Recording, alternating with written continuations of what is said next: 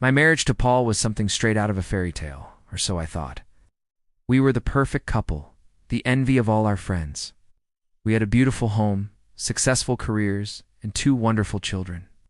From the outside, our life was a glossy magazine cover. Paul was charming, attentive, and the kind of husband who brought home flowers for no reason. I was Diana, the woman who had it all, or so everyone, including myself, believed. The first crack in our perfect facade appeared on our 10th anniversary.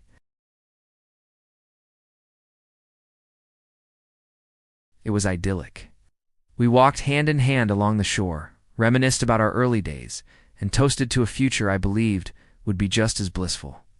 But that night, while Paul was asleep, his phone buzzed.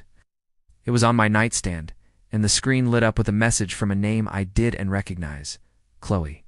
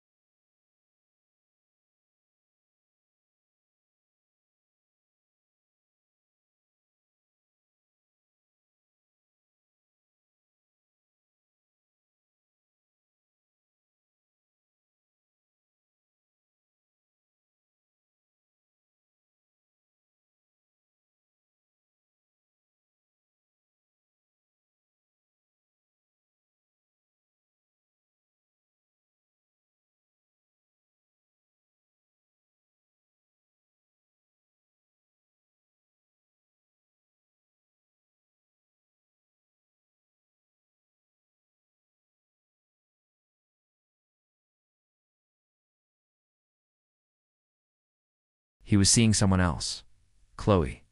The pain was indescribable. It was a physical ache, a hollowing out of my chest. 10 years of my life, the foundation of my family, it all felt like a sham. I confronted him. At first, he denied everything, calling me paranoid and crazy. He tried to gaslight me, to make me doubt my own sanity. But when I laid out the evidence, the receipts, the texts, the hotel confirmations, his perfect husband mask shattered. He confessed. Chloe was a younger colleague from his office. Their affair had been going on for over a year. He swore it meant nothing, that it was just a mistake, a stupid fling. He begged for my forgiveness, promising to end it immediately. Cried. He pleaded. He said all the things a guilty man is supposed to say. And a small, foolish part of me wanted to believe him. I wanted to rewind time, to go back to the moment before I saw that text message, back to my blissful ignorance. For the sake of our children, I agreed to try and work things out. We went to couples therapy. Paul was the model of remorse. He quit his job to avoid Chloe, found a new one, and seemed genuinely committed to fixing our marriage. For a few months, things almost felt normal again. The old Paul, the one I fell in love with, seemed to be back. The flowers reappeared, the late-night talks resumed, and he was more present with the kids than ever. I started to let my guard down, to hope that we could actually heal. But suspicion is a poison that once ingested is hard to flush out.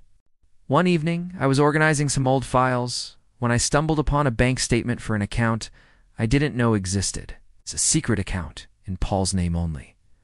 My blood ran cold. With trembling hands, I looked through the transactions. There were regular, large cash withdrawals.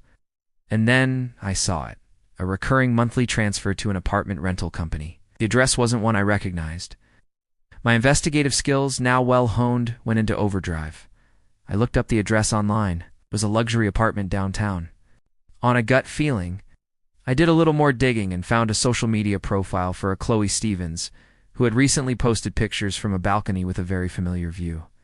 The same view she would have from that exact apartment. He hadn't ended it. He had just gotten better at hiding it.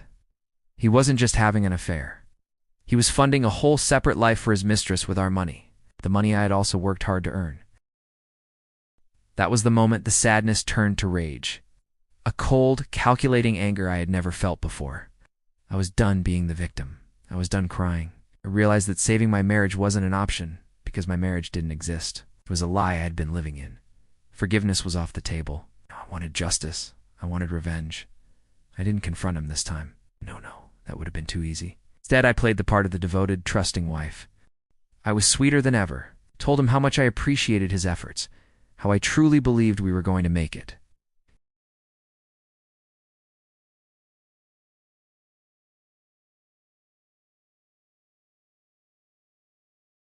I contacted the best divorce lawyer in the city.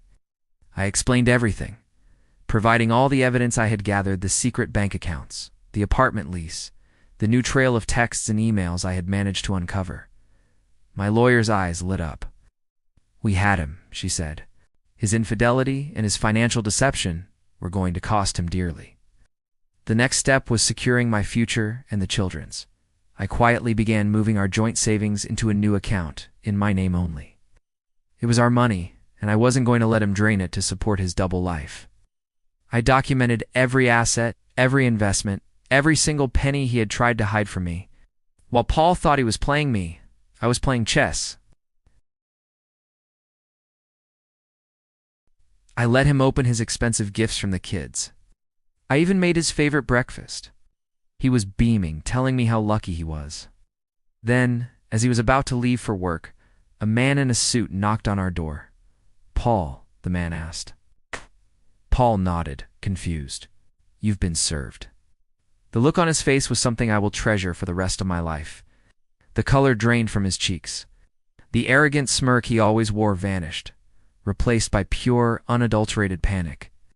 He looked at me, his eyes wide with disbelief.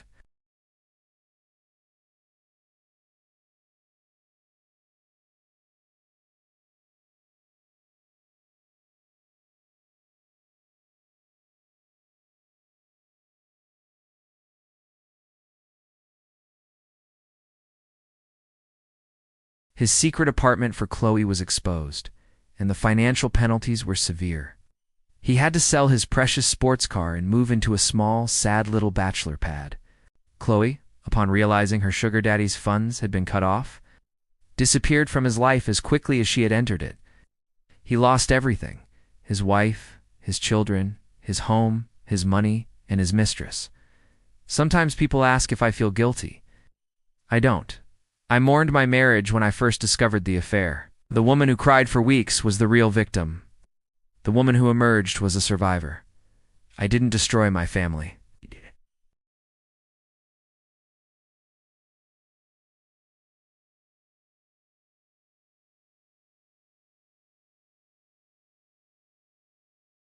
The kids are thriving, and I've rediscovered a strength I never knew I had. I'm not just Diana, Paul's wife. I'm Diana, and my story isn't a fairy tale. It's a story of a woman who took back her power. Trust me, that feels a whole lot better than a perfect lie. Thanks for watching my story. You've ever been through something similar? Know that you are not alone, and you are stronger than you think. Don't forget to like this video and subscribe to the channel for more stories. See you next time.